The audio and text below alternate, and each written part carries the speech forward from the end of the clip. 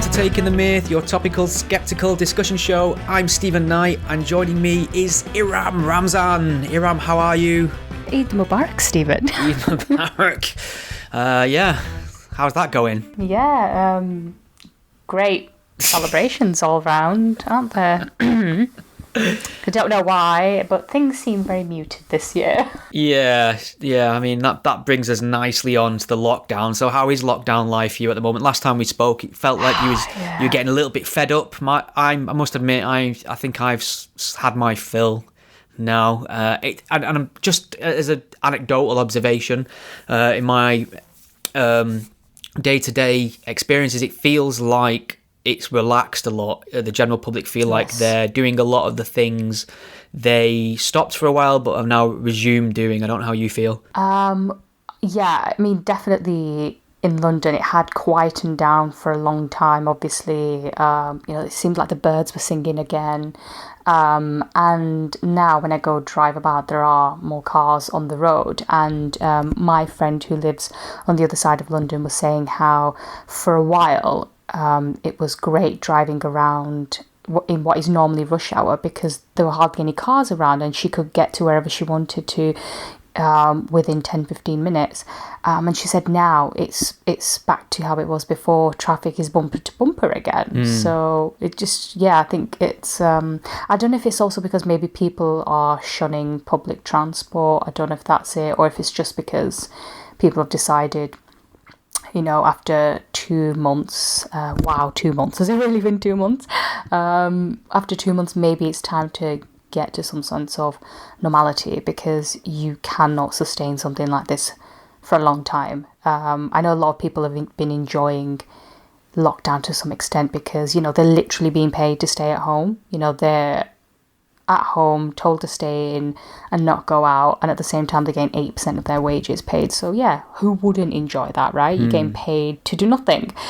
But at the end of the day, you can only sustain something like that for so long, and I think people are coming to realise that.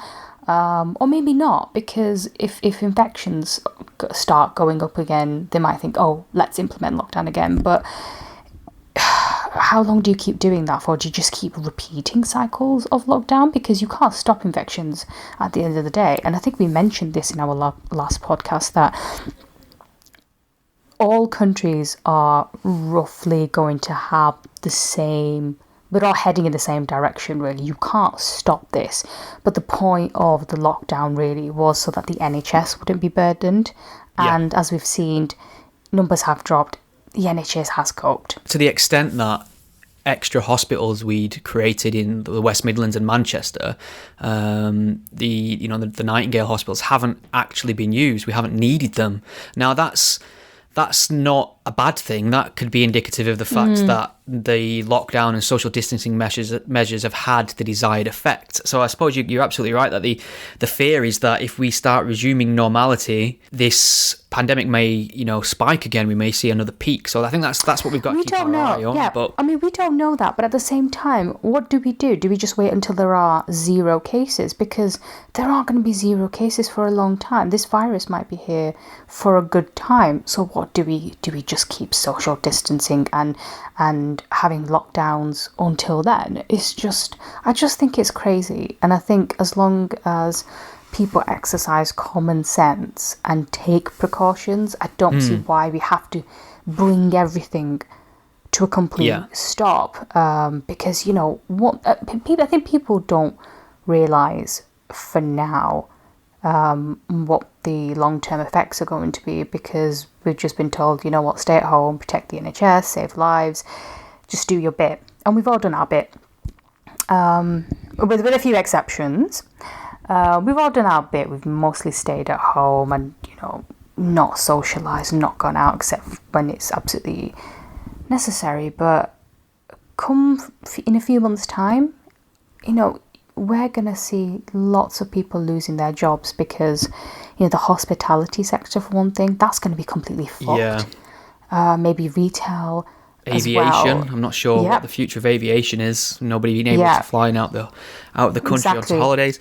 Yeah, So when the shit hits the fan, I think people will really, really start beginning to think hard, because right now, like I said, people are being literally paid to just stay at home. It's like a holiday right now, and the weather's nice.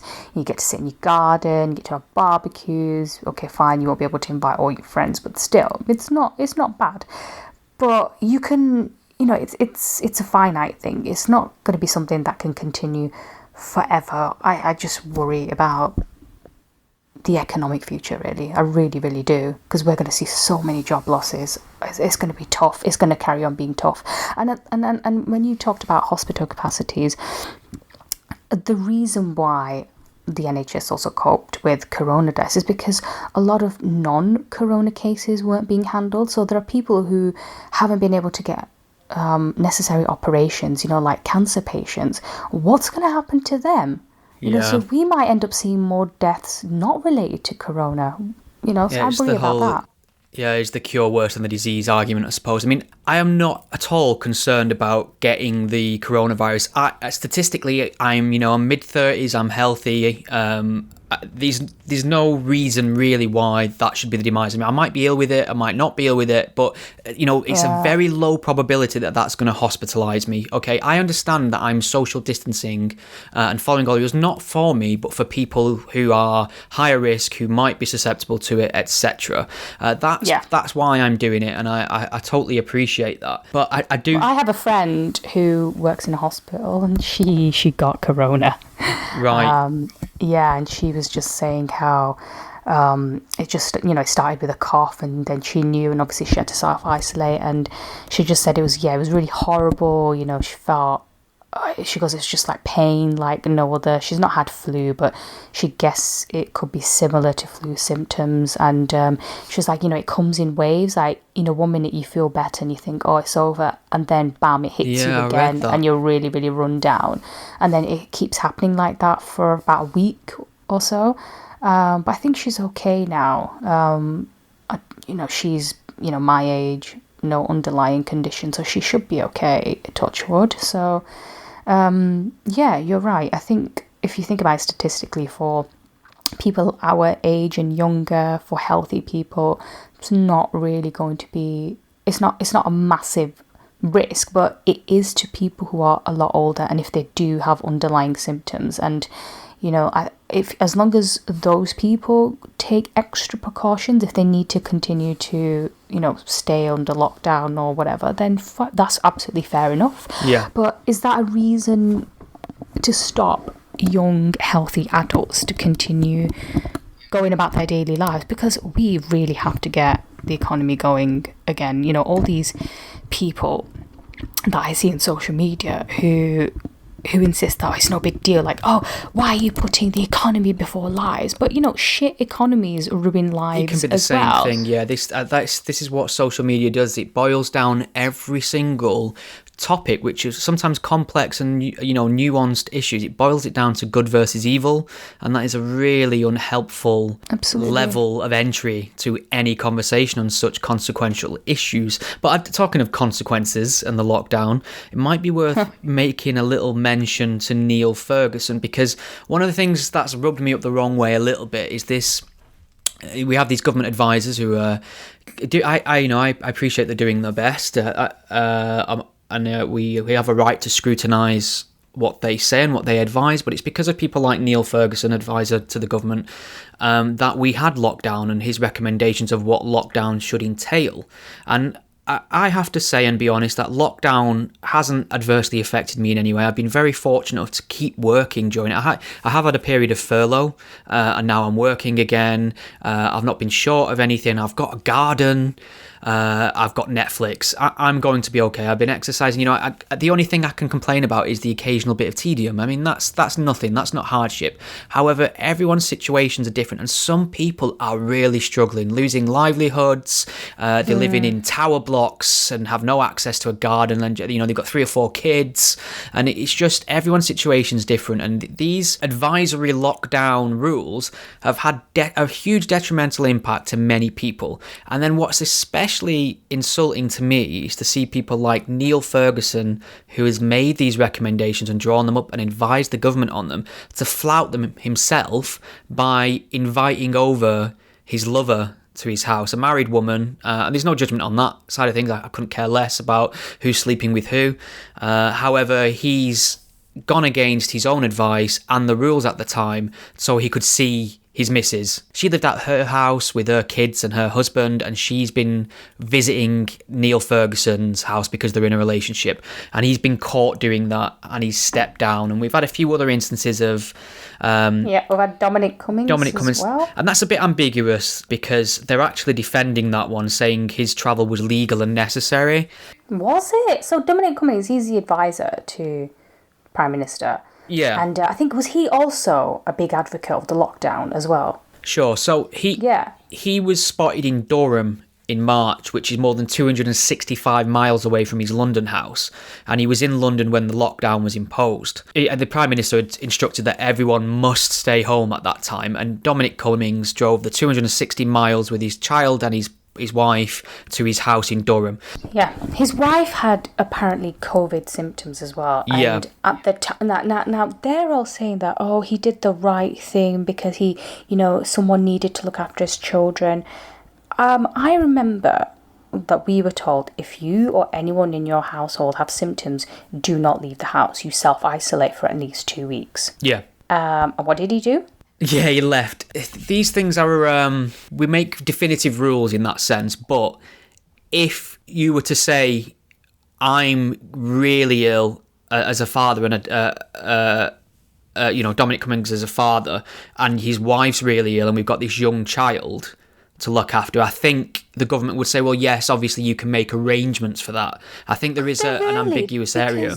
I don't know, because at the same time, I'm pretty sure they were telling us if anyone had symptoms, don't leave the bloody house. And on top of that, there were people who there have been thousands and thousands of fines that have been handed out to people for flouting lockdown rules. Yeah. Even on really vague grounds. And I don't see why this was necessary. Okay, fine, maybe he did need childcare. Did you really need childcare? I don't know. It's a difficult one to say. I mean, I'm not that I know I've not really been a huge fan of lockdown, so for me, this isn't why I was as bothered. I was just bothered because, they were all gung-ho about this lockdown and going on and on and on about how we must stay home, must save lives, la la la la la. And then they've all proven to be such hypocrites. Yeah, I mean, just to be clear, maybe I got ahead of myself a little bit. Dominic Cummings, he was in London. He travelled 260 miles to Durham with his wife who had corona symptoms and his young child. Now, his rationale for this was he needed to relocate to Durham because that's close to where his family is, so that if he and his wife both became ill, there'd be somebody there who were able to provide care for the child. And he also said once he'd arrived there, he basically left for Durham. They didn't come into contact with anyone. They went straight to their property in Durham, self-isolated, and friends and family brought them supplies and left them on the doorstep. So it seems like he's took precautions. It's an ambiguous area for me. I don't know how I feel about it. It doesn't feel to me like it's somebody just being selfish by inviting around their lover during lockdowns. It feels like perhaps you could understand their reasoning, whether or not it's an excuse that's been devised in hindsight once he's been caught. You don't know. So there is that. But I mean, it might be worth mentioning a little bit about how we've all, or not all of us, should I say, but the police have demonstrated a certain amount of overreach in quite benign situations, in my opinion. From, they were sending out drones to catch people walking in really remote areas to say, you shouldn't be doing that. There was an instance of somebody who was ordered back in his house when he was in his own garden. And I mean, this is a combination of police behaving badly and obviously trying to enforce new and vague rules and not having the experience at the same time. And I mean, and I want to preface this by saying I am generally pro-police, and I understand that the majority of policing is carried out to a high standard. These ones catch my attention, obviously, because they make the headlines, because they're not the norm. But it does feel like a little bit of a taster of how things could be a police state during hard times. You know, how quickly people enjoy that little bit of extra power. Yeah, it's funny that you say that, because Boris Johnson actually joked about this to a colleague not that long ago. He said he's learned how easy it is to take away people's powers than it is for them to, you know, to want them back, or something along those lines. And it's absolutely true. Like, people seem to be okay about giving up some of their rights because they think, oh, we've got this massive pandemic at hand, it's worth it. And I wonder if, you know, if people will be too scared to want to return to normal again because they think there's a massive threat out there and they must take all precautions, and if the state has to do what it has to do, then fair enough. I mean, even here the police haven't been as bad, because I was speaking to a journalist in Spain, and it's really draconian over there. Like, people, they can go to the supermarket, but even then, if you're seen out of your house, you will be approached by a police car asking why you're leaving. And, you know, even if you buy something that's considered non-essential, like wine or makeup, you can be fined like hundreds of euros for it. I think she was saying that her friend bought some wine and she was fined, I think, nearly 600 euros or something like that. So we think it's bad here, and, you know, fair enough, it is bad enough, but it's not as bad as, you know, Spain, where it has been draconian. And yeah, it's amazed me how people have willingly, maybe they are willing, maybe they're not, like, giving up certain of their rights, and whether they would want them back. Because once you take away people's rights, it's a very, very slippery slope. And you wonder whether people will start demanding those rights back. But, you know, just coming back to Cummings for a point, I think maybe, you know, on the rules there, the Deputy Chief Medical Officer, Jenny Harris, I think maybe she was asked a question about it, but she spoke of exceptional circumstances of an unwell adult unable to care for a young child. And she said, a small child clearly is a vulnerable individual. So in this case, although we're encouraging everyone to stay in their own households, clearly if you have adults who are unable to look after a small child, that is an exceptional circumstance. And I wonder, maybe I'm being cynical, but I wonder if that rule was written specifically for him, because that's the same time he was getting ill as well. So I guess there is a loophole the Cummings clause for him to explore. Yeah, the Cummings clause. Well, I want to pivot sort of away from Coronaville, still adjacent to the town. And that's David Icke. I don't know how familiar you are with David Icke, and there's a lot to discuss here. And I mean, I'm not going to go into his back catalogue. 2 minutes on Wikipedia should give you enough of a shock if you haven't heard of him. But he's a professional agitator, and he's a conspiracy theorist. I mean, people often forget that he actually claimed to be the second coming of Christ once. I think he was a sports journalist at one point, and then he claimed to be the second coming of, I mean, literally claimed to be Jesus. I haven't made this up. You can find it on YouTube. He doesn't have the hair for Jesus. He you're right, though. He was a former sports journalist. Right. Yeah. So he had some credibility. Then he was the son of God. And then he claimed that the royal family were actually shape-shifting lizards. Now, this isn't a metaphor. He genuinely believes that lizards, disguised as humans, walk amongst us.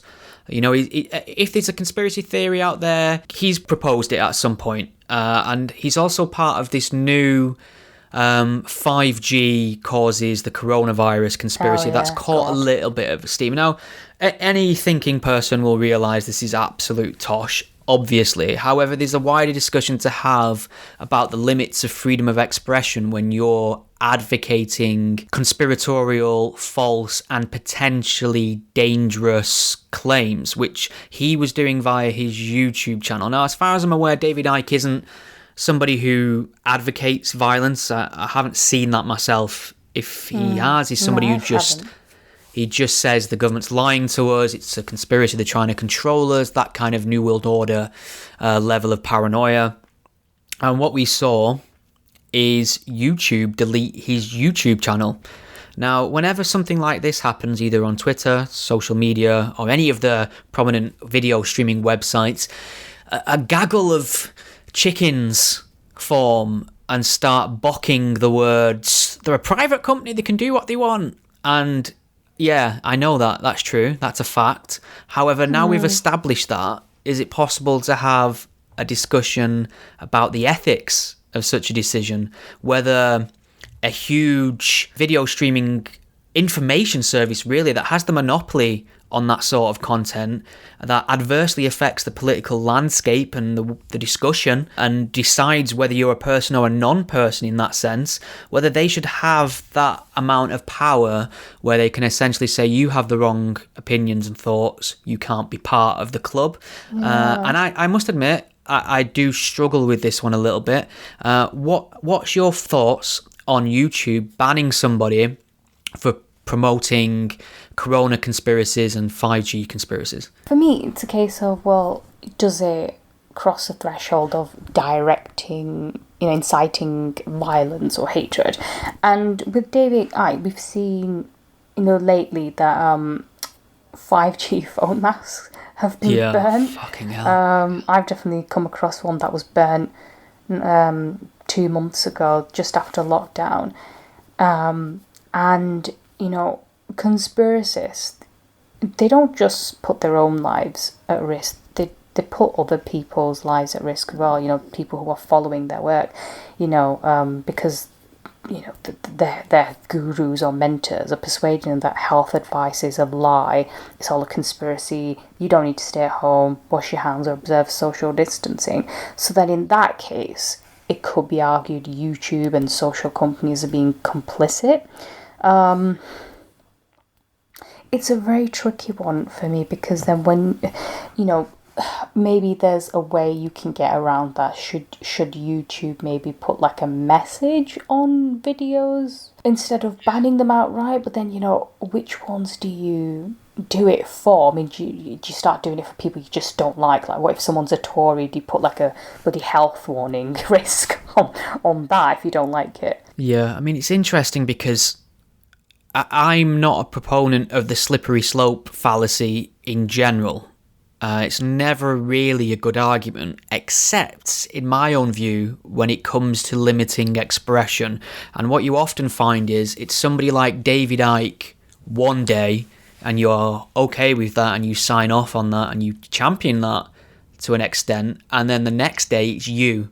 Or it's somebody whose views you do value and do agree with. And in terms of how much you can be essentially disappeared from the public discussion because of YouTube, I don't think people realise that the public discussion now is YouTube, it is Twitter.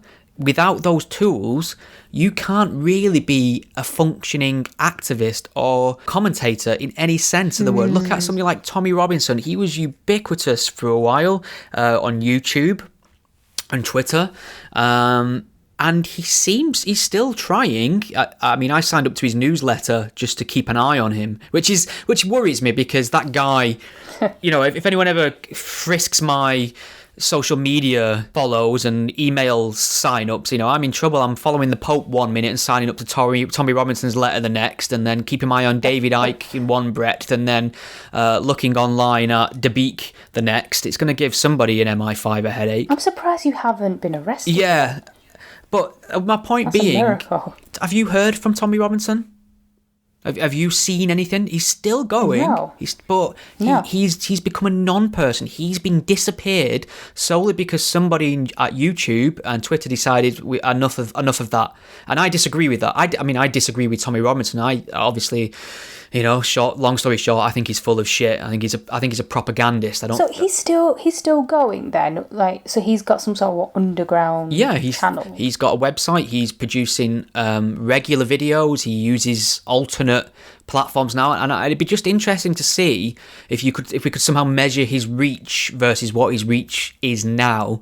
The message is the same. but he's had his wings clipped because he can't post on Facebook, he can't do Facebook Live. That's what he lived for, going live on Facebook and, you know, ranting whatever he was angry about that day. He can't produce the Tommy Robinson news or whatever it was on YouTube anymore, so he's having to find alternate channels. And many people now just think, if I can't find something on YouTube, well, why bother? It depends on what impact it has. Like, so has he still got a large following on this alternative platform? I can't be because sure. I'm sorry. I'm not sure he's been removed from YouTube. Sorry, last time I checked, going back to what you were saying about putting warnings on things and flagging them instead of deleting them, that's what they did to Tommy Robinson. So, for instance, if you go to any of his channels now, or any of his videos, should I say, a warning comes up about the content, about it being potentially offensive or this and that, and you have to click OK to see it.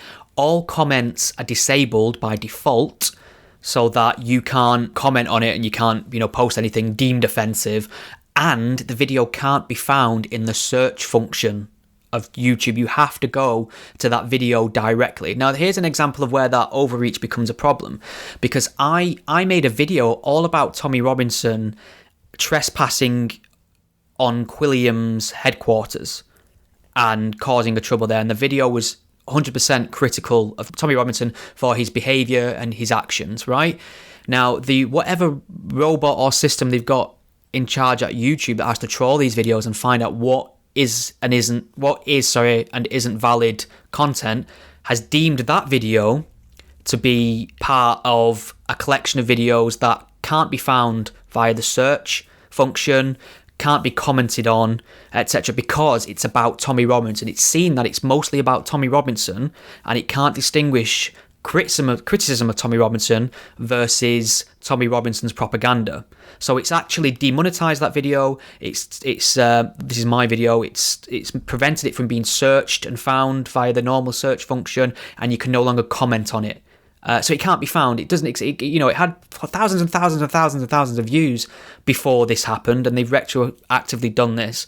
I understand it's a difficult problem and it's a new problem, and these tech giants are trying to navigate it best they can. But I just feel sometimes that you should just stop trying to socially engineer and just say, look, we're putting the content out there. You decide whether it's of value.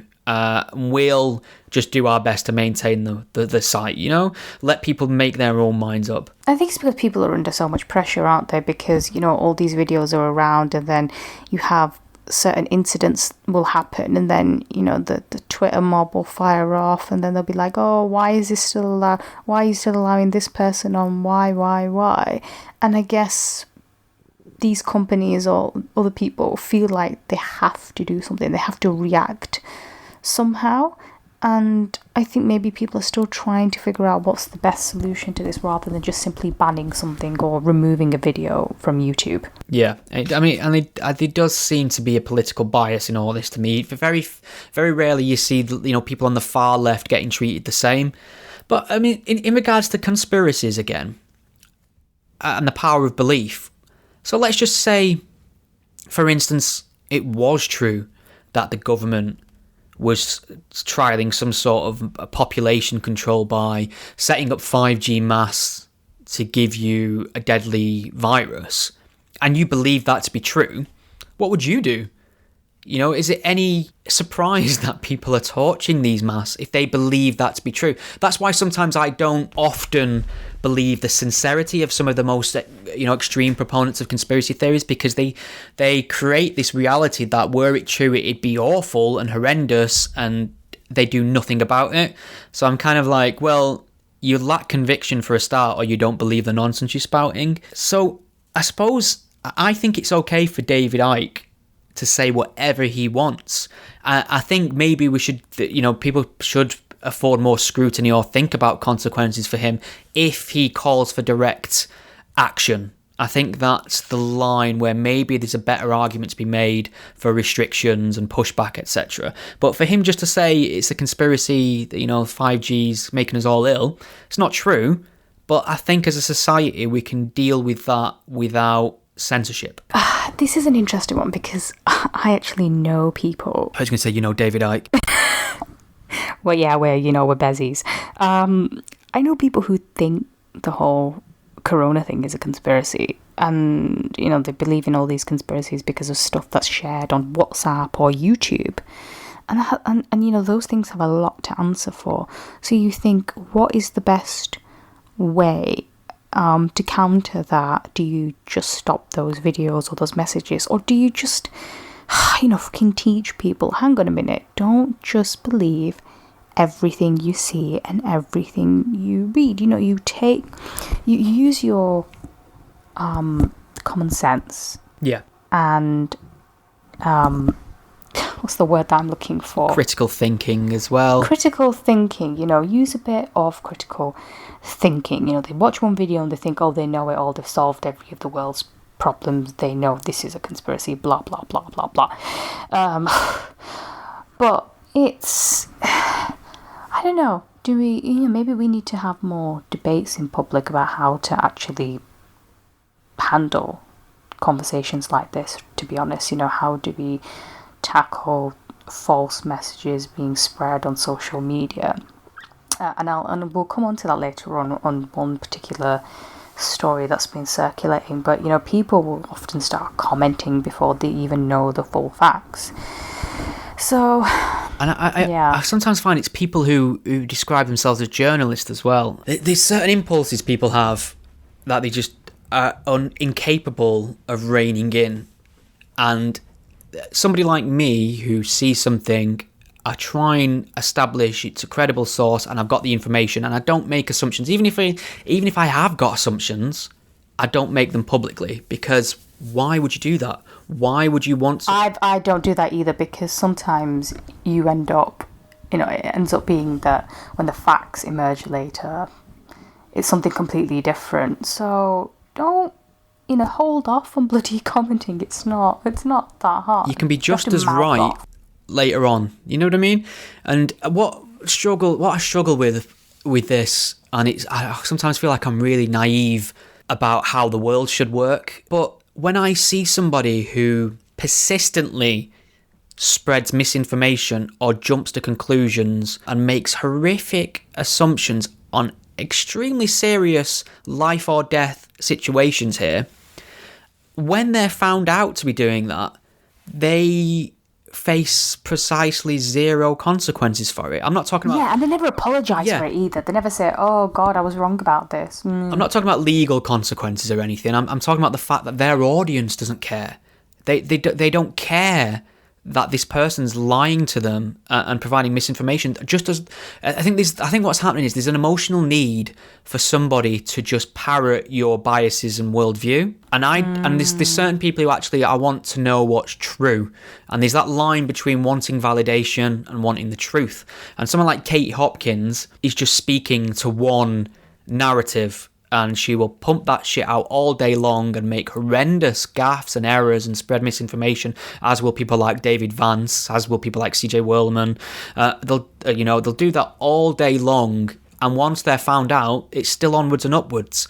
And I just wish society did a bit of accounting on that sort of stuff. I mean, maybe that'll bring us on nice. Yes, I think that's a very good segue to the murder of Aya Hachem, the young student from Blackburn who, was just gunned down.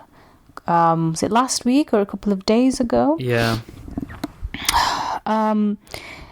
So basically, a 19-year-old girl died from a gunshot wound to the chest. Aya Hachem, her family, I think, were refugees or something, came from Lebanon, that kind of area.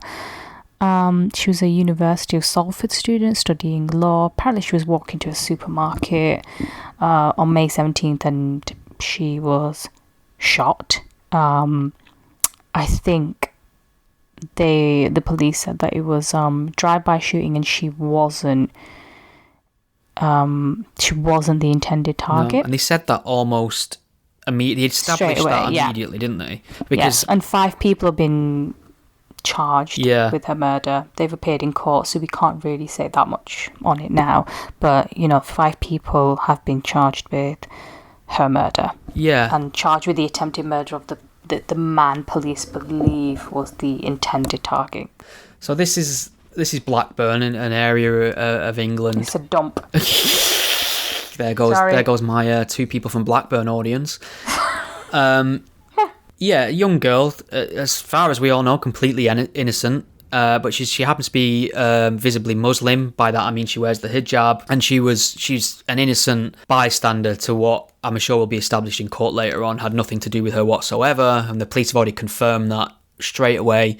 But that didn't stop people using this tragic, senseless death as a way to propagate the idea that Islamophobia is rife. It was a targeted hate crime. The way, people were saying things like the media's not treating it as Islamophobia because there's a conspiracy against Muslims.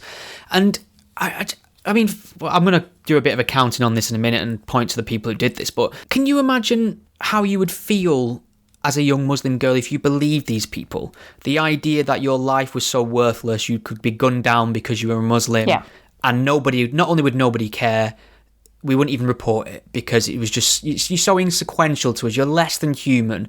Imagine propagating that worldview publicly to hundreds of thousands of people via your social media accounts.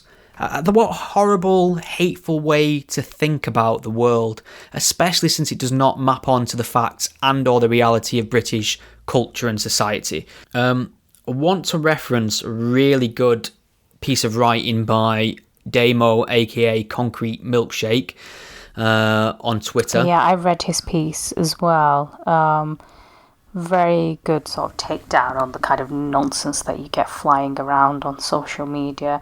It's just the same old, really, isn't it? People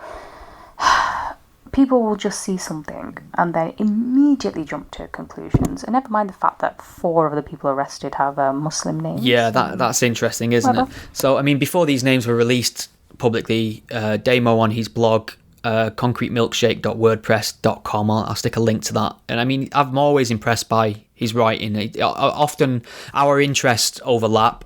And I often think I'm going to write something about a certain topic or make a video about a certain topic, and then he beats me to it. And I think, well, it's pointless me trying to add anything to this topic now because it's all there and more in his own writing. But this particular blog's called Drive By Sympathy, and he highlights all the people, some of them with hundreds of thousands of followers on social media, and these people don't retract. So I mean, first up there's Dr. Shola Moss Shogbamimu. I think that's how it's pronounced. I think that's a hate crime that you've just committed. Yeah, so she's tweeted out how tragic it was, how angry she is, and she's put no major press coverage ? If it were a Muslim attacker incident, headlines would be full of terrorist.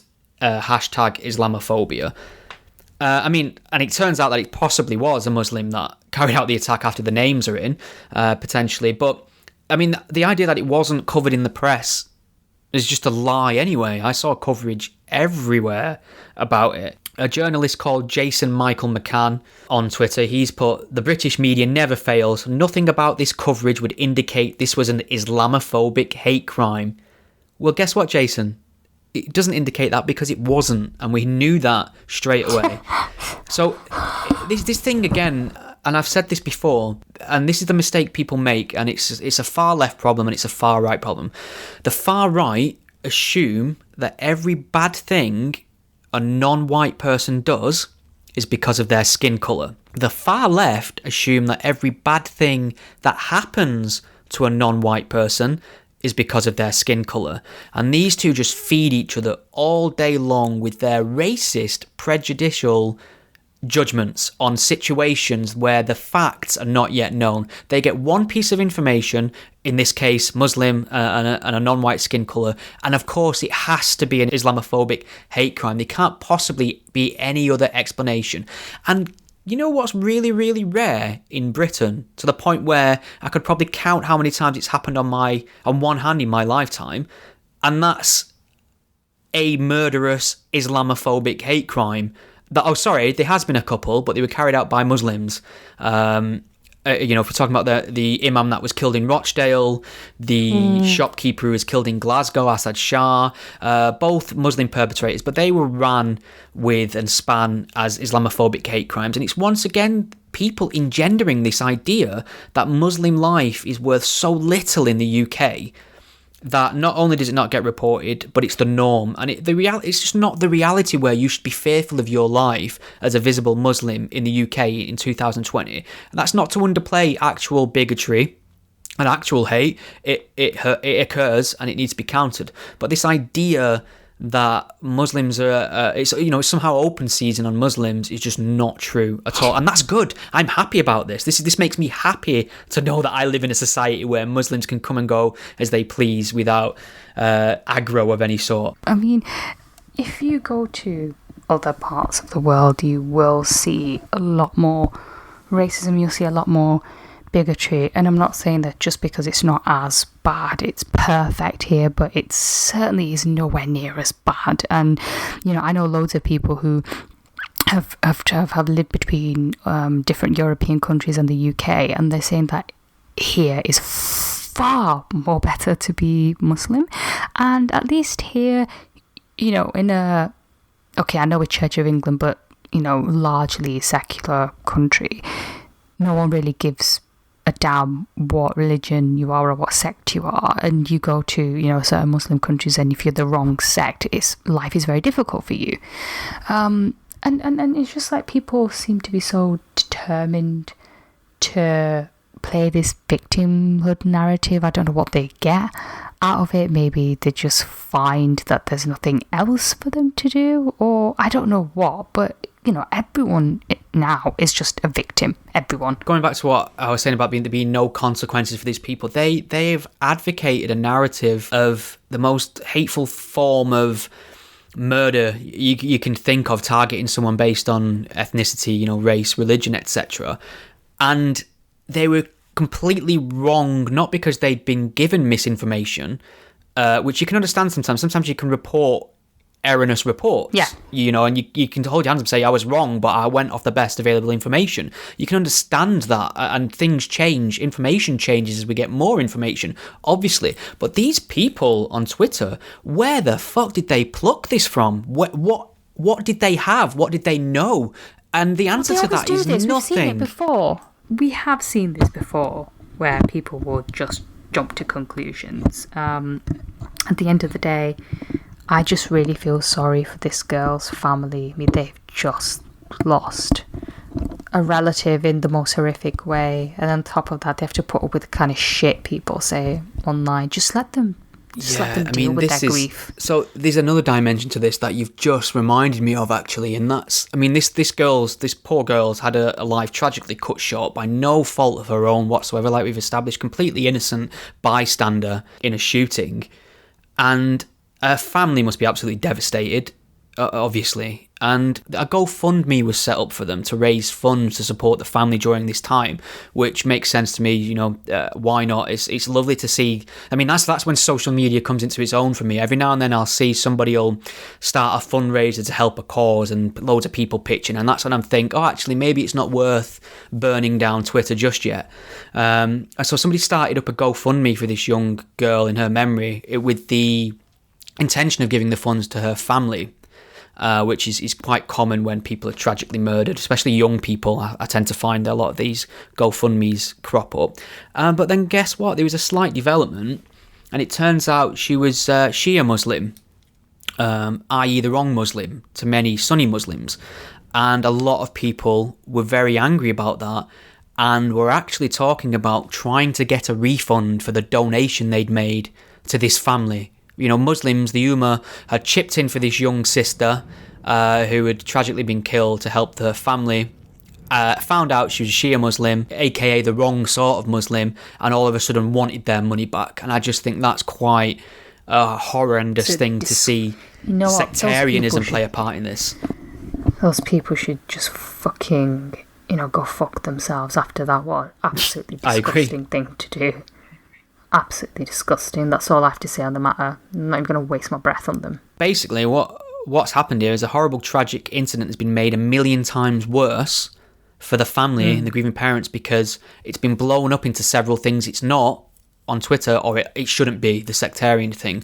So it's been they've got all this to deal with on top of what's already an impossible situation. So there's just, I mean, if Alex Jones can get banned off platforms for propagating lies about the victims of Sandy Hook, why aren't these people getting banned for propagating lies about the murder of a young Muslim woman? Surely it's in the same ballpark. Surely everyone gets banned or no one gets banned, and that's what I have an issue with here. When it's people perceived to be on the right, the far right, the Alex Joneses of this world, the conservatives, their hateful and consequential conspiracies and lies can't be tolerated. But when it's people on the left who are doing it under the guise of anti-bigotry, they get a free pass. And to me, it's no different. The propagating misinformation and outright lies on extremely consequential and serious topics. So why is one acceptable and one isn't? There's just no consistency, really, is there? No accountability. Right, I think I've ranted enough about that. What have we got left? Stewart Lee. Stewart Lee. What's your thought on Stewart Lee? Are you familiar with his work, the comedian Stewart Lee? I don't really watch a lot of his comedy, no. So I don't know if he's really funny, but isn't he one of those lefty woke type people? But everyone is nowadays, I guess. I didn't mind his comedy for a while, and it's interesting. It's hard to pigeonhole what his comedy is, because it doesn't fit the standard set-up joke. You know, it's amusing, and I used to find myself captivated by it, but I couldn't describe to you why it's funny. If you have to watch him on YouTube and you'll understand what I mean, it's very irreverent, it's very peculiar. I don't think there's any comedian really that does what he does, but I become to dislike him tremendously because of the things that he writes and says publicly. So he has a column for The Guardian, for instance, and he's overtly left-leaning. This really boring, mundane, they're evil, we're the good guys rhetoric, and that's how every single event is filtered. And Frankie Boyle's guilty of it as well. He used to have teeth, he used to have bite, and now he feels very much establishment. So, but the reason we're talking about Stewart Lee, who I dislike quite a lot for his views, and I kind of, there's a bit of glee in seeing someone getting turned on by the mob that they fed for so long. So we're discussing him because he's been accused of anti-Semitism now. And this is one of these horrible, horrible situations which I never get used to, but I put myself through anyway, where I find myself having to defend the rights and the facts for people who I'm not particularly fond of. So, I mean, what do you make of this whole situation? So, Stewart Lee, he kind of made fun of Tory MP. Oh, he deserves it, so whatever. So, he wrote something about the Tory MP, Tom Tug. Yeah, so he just said it sounded like a really funny name. It sounded like it's not a character from a 19th century German children's book about a baron with a weird hat, the end of which gets tugged. And it wasn't that funny, but yeah, okay. But a lot of Jewish people took to Twitter and said that a lot of people many years ago anglicized their names, to avoid being discriminated against, due to anti-Semitism. So for a lot of people, this brought back really, really hurt feelings, and, it was just seen as very, very insensitive. I think it's a bit tricky poking fun at someone's name. I think you should generally try to avoid it, although we laughed at Courtney, so we can't really say anything. Yeah, but then again, I think the problem here is it's not that you shouldn't be able to, it's that it's puerile and it's a bit shit. And I'll admit that when I'm mocking people's names, I'm not doing it as a professional comedian. I'm having a joke. But I think once you're a professional comedian and you're writing in The Guardian, and that's your standard, you're not doing your job very well, is all I'm thinking. It's not so here's what I think. I don't think for 1 second Stewart Lee thought, let's take the piss out the Jew. No, I think he was just making a stupid joke. It was just rubbish. It was just puerile. Yeah. I should you be... God, I mean, But it's like I was saying before, everything's an outrage on social media now. It has to be offensive. I mean, like the other day, we were watching Tropic Thunder. I don't know if you've seen Yes. the movie, but I think something like that would not get made now because of the whole blackface incident. Even just how freely they use the word retard would probably trigger too many people. Yeah, it's amazing how things have changed. We're getting more conservative in such little time.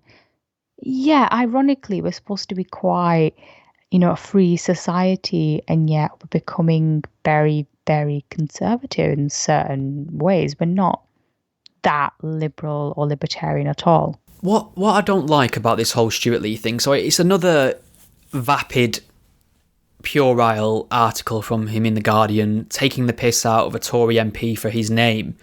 Now, the Tory MP in question just happens to be Jewish, and there's a history of, like you say, the Jewish people changing their surname to hide some of their Jewishness. I think, what do they call it? There's like a colloquialism for it. Is it Hebraise? Like a conjunction of Hebrew and arrays.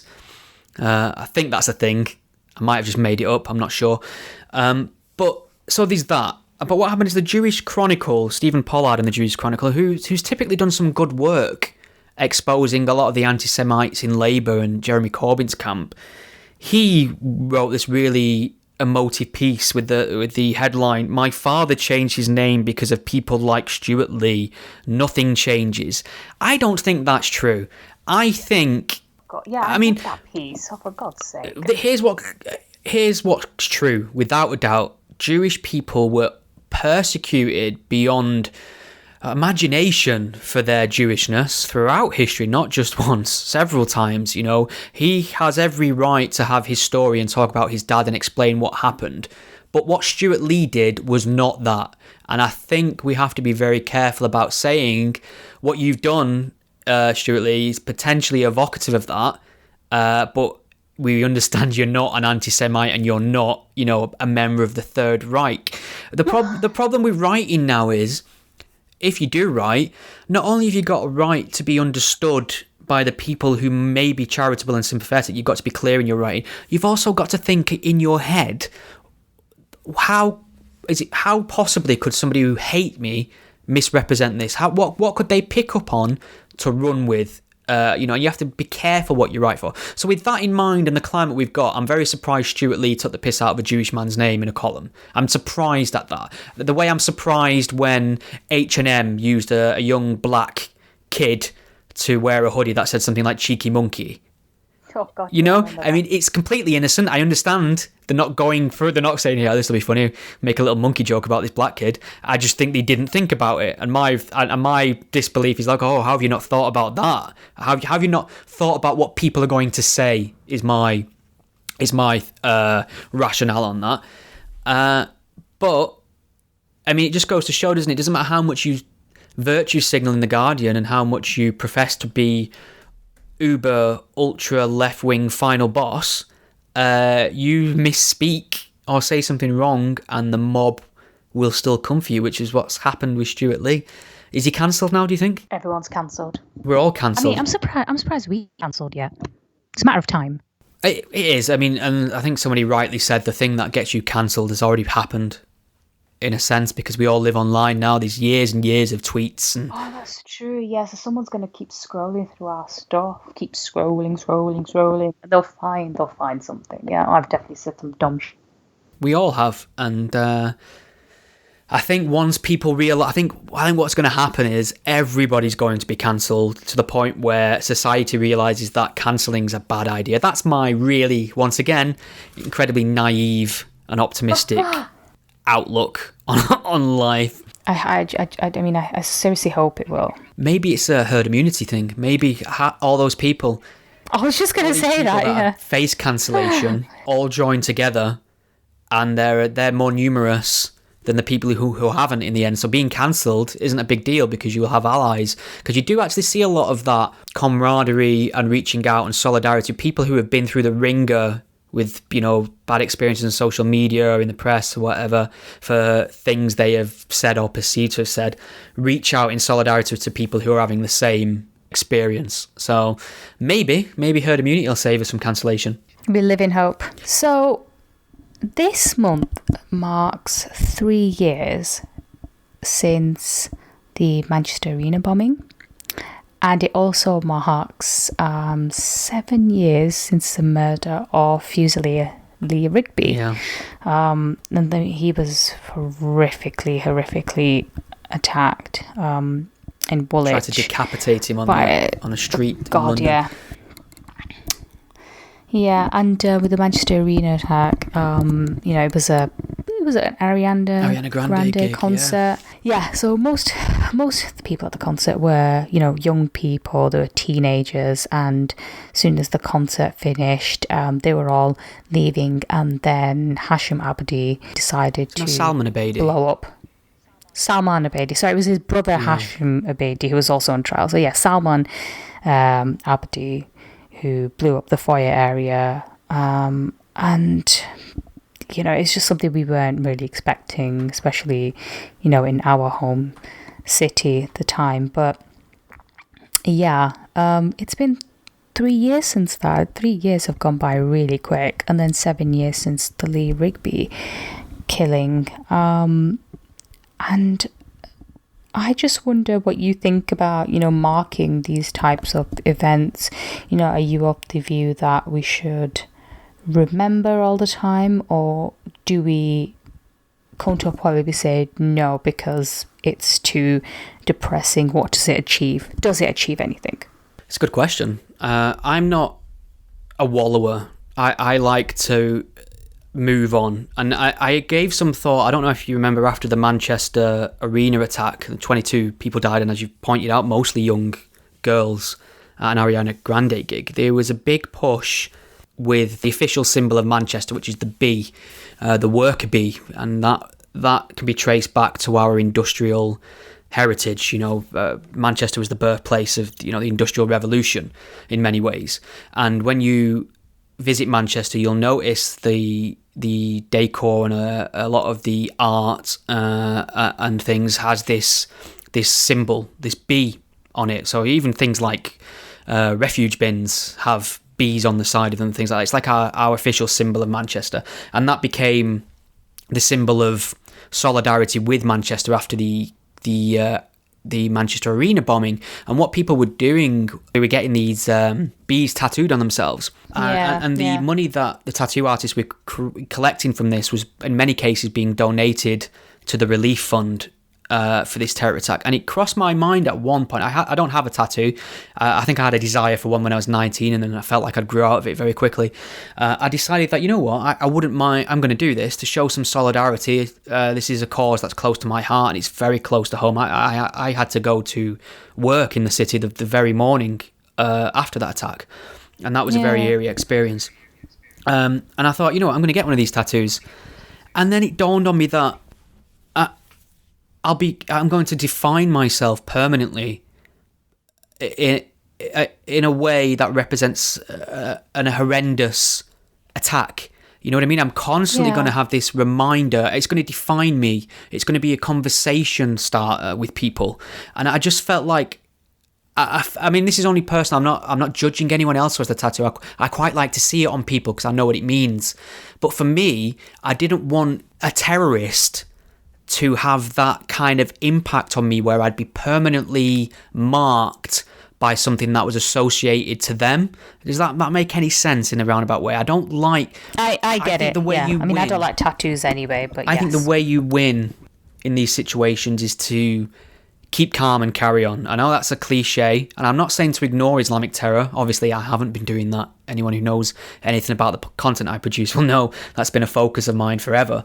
But I think if you start changing your way of life because of these events and people, something's been taken from you that you might struggle to get back. So I like the fact that we remember these things, and Lee Rigby trended on Twitter on the anniversary. and the Manchester Arena bombing, because there are people who still, even though I can get on with my life and I can carry on doing what I'm doing because I wasn't directly affected, people were directly affected in the most horrible ways and they can't get on with their lives. So maybe it means something to them that the country comes together and says, we don't forget, we remember, we know what you've been through, kind of thing. That's where it comes into its own.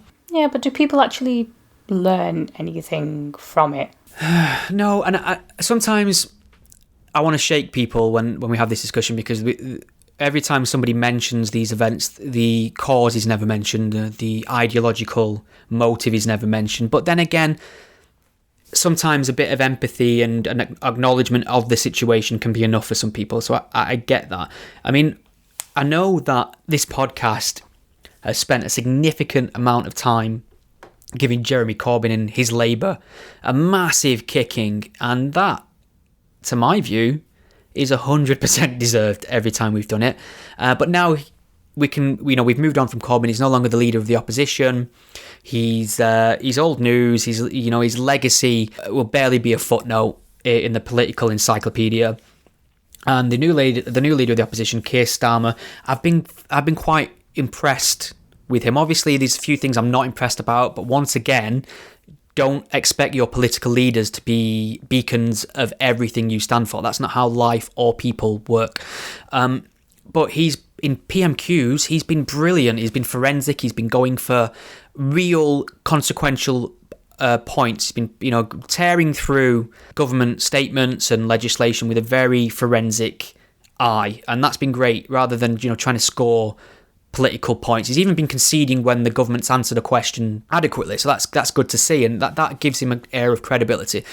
I'm rambling here, but what I'm trying to get to is that Keir Starmer, the leader of the Labour Party, paid tribute to not only Lee Rigby and the Manchester Arena on the anniversary as well, and now Jeremy Corbyn never even tweeted about Lee Rigby, the terror attack. Did he not at all? There's not a single mention of Lee Rigby. Well, I'll say this. There's not a single mention of Lee Rigby's name on his Twitter timeline. And I know sometimes people can judge people by what they don't say, and it is unfair to assume everybody's feelings and views can be gleaned solely from their Twitter account. But when it's your job to promote what you care about on your Twitter feed to the most amount of people possible because you're trying to win office, if there is nothing there about a certain issue, that is indicative of something to me. And especially when you contrast that to the hundreds of tweets he sent about Palestine and Gaza and Israel. Yeah, right? Absolutely, yeah. If you've got time to do that, then you have time to Not a single mention of Lee Rigby on there. And I did actually find a clip of him acknowledging it, and he equivocated. He said it was tragic, obviously said all the easy things. It was horrendous, unacceptable, right? Yeah, I think we can all manage that, Jezza. Thank you. But then he went on to say, but, the big but came, why is it that this killing of this soldier gets such a huge amount of national media attention, whereas the stabbing to death of a Muslim on a street in Birmingham doesn't? He had one job. I mean, how can you not find the correct message on the beheading of a British soldier on the streets of London? How can you not find the right tone for such an incident? That's what worries me. And just to pick him up on what he said there, he's referring to a Muslim man who was tragically killed in a targeted attack. And it was covered as well. Like, loads of people went on about it, and everyone said it was a tragedy. Everyone was sad about it. What's your point? 2 different murders, not competition. Exactly. And it would, like you say, it was covered far and wide. It was condemned roundly. And just as a side note, that was also an instance of an attack that was used to describe Britain as this Islamophobic hate hole, basically. And it turned out that the perpetrator was a Ukrainian national that had come here to study. He wasn't even a British citizen. He wasn't even a product of British culture or society that had carried out this attack. And he was swiftly deported. So there's that to contend with. So the reason I'm bringing this up is because it feels weird to say, but I was surprised to see Keir Starmer post that tribute. It just goes to show. I don't think it's weird. He just seems like someone who's well balanced and sensible. Yeah. Whether you agree with him or not, he's just a marked improvement from Corbyn. Well, yeah. That's a very low bar. Yeah. To be fair. What I should have said is that I've got so used to Corbyn's Labour that it's a surprise to see that coming out of Labour now, somebody being sensible and actually talking about the things that the British public care about for a change. But, speaking of Lee Rigby, one of his killers, and I missed this story at the time, but I came across it recently, but he was apparently, he's sitting down, he was volunteering as a de-radicalisation advisor. Yes, I've seen this. At the jail where, that London Bridge attacker was an inmate, Osman Khan. I missed this at the time and I came across it later and I thought, are you fucking kidding me? Like, really? I mean, how can somebody like that have been, first of all, rehabilitated and also de-radicalisation advisor?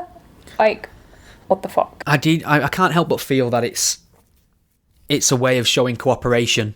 And keeping in the good books. Yeah, because Osman Khan was also doing the same thing. He was going to all these meetings and sessions and, renouncing everything. It's some people just, maybe we're being unfair, I don't know, but some people just know how to game the system. Yeah, and obviously our system is based on the concept of rehabilitation, so I'm all for that where it's viable. But like you say, you try and saw the head off a young soldier in broad daylight in Britain, it's difficult to see where you come back from that, from not only a mental perspective but a philosophical one. I mean, how do you think, I'm over that beheading the infidels phase now? I mean, it's one thing for somebody to believe that such an act is just and silently endorse it versus committing the act yourself. So it's very difficult to see. I mean, I spoke to people who were quote unquote extremists. I've spoke to ex-neo-Nazis.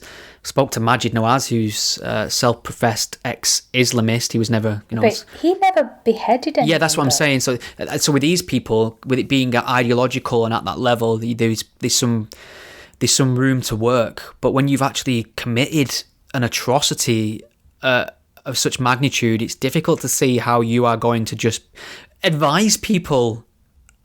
It's a bit crazy, isn't it? Absolutely. It's ludicrous. Absolutely ludicrous. Maybe see if we've got any Twitter questions. I don't think we have because No, we don't. No one likes us. Yeah, we're recording on Saturday, which never happens, and it was fairly early when I sent them out, and America's not woke up. Let's see if there is anything. What happens if you just eat crisps? Oh, okay. You probably get really bad stomach problems. Snub-nosed Uzi, yeah. His question, what happens if you just eat crisps? For our American listeners, that's potato chips. Potato chips. Potato chips. I don't know why they're speaking like that. I don't know what part of America that is. I'm really craving crisps now. Crisps are my one vice. Now I'm more into chocolate. I managed to acquire 10 pounds of weight while I've been in lockdown, and I think everyone has. Everyone's got lockdown weight. I got 5 of it off again because I've realised that when the peak started coming down, I thought I'm gonna have to see people again eventually, and I don't want people to be like, what? I want to be able. I don't have to want to buy a 10 pair of new jeans. You know what I mean? Because I'm cheap like that. Yeah. So no more crisps for this guy. That's all we've got. What happens if you just eat crisps? Fuck you all. You turn into me and you can't get in your fucking jeans anymore. That's what happens. There's a few about Dominic Cummings, which we've covered anyway. So I think that's pretty much it. Is there anything else you wanted to get in? I think we've covered it. And I'm just... I hate to sound a bit smug, but I'm just glad I got my hair cut before lockdown. Oh, on haircuts. Literally the week before. So I would say before lockdown started, I was already 2 weeks overdue a haircut. Oh my God. And it got way out of hand. And then I cut it myself thinking this is going to be a disaster. And it was fine. So really? Yeah. So it looked a bit shite to me. Thank you. Well, you ain't seen nothing because I got a bit cocky because it needed cutting. My hair grows ridiculously fast. And it needed cutting again, and I thought, you know what, I can try and style it a bit more to how it normally is, and I just took chunks out of it, and it's uneven, these flaps at the back, these bits going here and there, and every time I have a shower and look in the mirror, I'm like, oh my God, there's another bit that I've missed. So I'm just not going to bother now. I'm just going to be one of them top-knot wankers. Oh my God, isn't that cultural appropriation? Which culture? Sikhism. Is that a thing? Yeah, they have top knots because they can't cut their hair. Right, there you go. So that's David Icke, Stewart Lee, Keir Starmer, blackburn Top knots. shooting and top knots. Now, if you're going to argue this podcast doesn't provide variety, you don't know what you're talking about. Exactly. All right, Iram, it's been a pleasure. Thank you very much. Thank you for listening to the Godless Spellchecker podcast. The podcast is a one-man operation produced in my spare time away from my day job, and I love making it for you. If you enjoy what you hear, please consider lending some support. The show is entirely listener supported. I don't sell anything, I don't run ads, and given the alternative and unpopular focus of my content, it's very unlikely to find a sponsor. So there are a number of ways you can support and chip in and help improve the show and give me more time to produce more content. You can become a patron supporter and pledge a monetary amount per month or per episode by visiting patreon.com/gspellchecker. If you can't lend monetary support right now, don't worry, there's other ways you can help the podcast too.